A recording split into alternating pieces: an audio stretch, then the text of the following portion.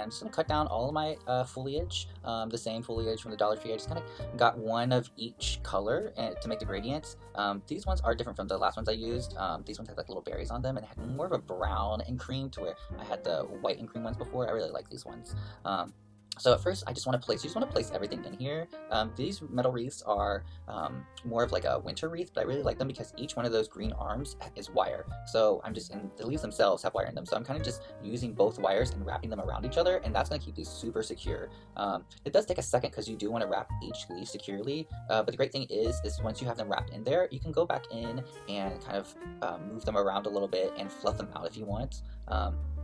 If there are some leaves that are a little bit more loose, I do add a little bit. You can use like floral wire, a little bit of wire to secure it a little more in there, especially if you're going to have this in the elements or outside on your front door. You don't want, the foliage to be blown away.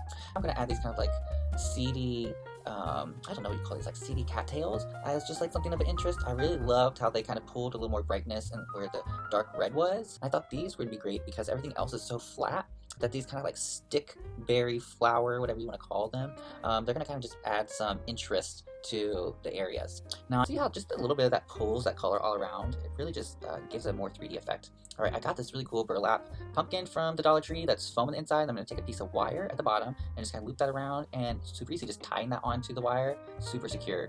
And then I'm going to add a little more of my flowers in there, add these little orange mums. I really like these too for interest. Once again, pulling the color around the orange, and then these awesome little foam pumpkins that are like a cream white with speckles of black on them.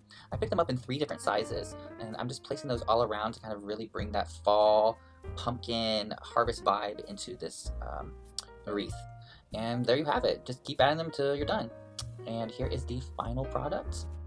As you can see, I did add the burlap bow after I shot. I just kind of tied that on there, and I wired everything in the back so everything's secure, and kind of just jizzed our flowers and our leaves out, making sure everything looks full from all angles.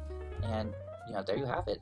Super easy. I would say this one is going to probably go around maybe $15–20, and it took me maybe about an hour or so to complete. There you have it.